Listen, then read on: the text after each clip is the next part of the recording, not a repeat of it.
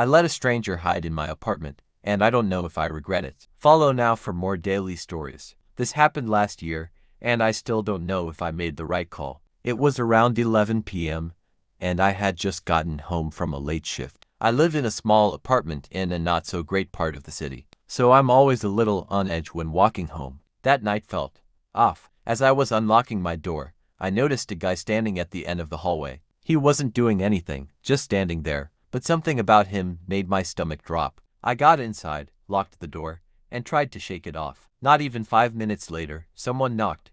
Hard.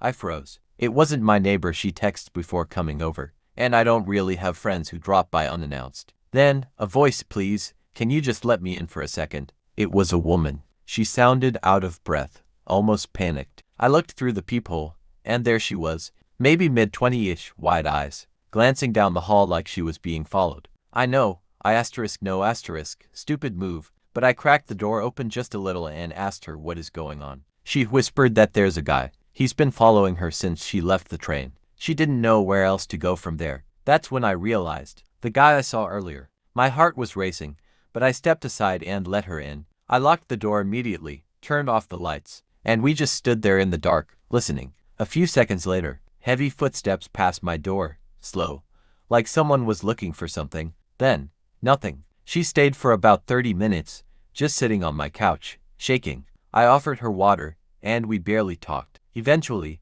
she called a friend to come pick her up. When she left, she just said thank you and disappeared down the hall. I never saw her again. I don't know if she was telling the truth. Maybe she was genuinely in danger, but I think about that night all the time, and I can't decide if I did the right thing, or if I got really, really lucky.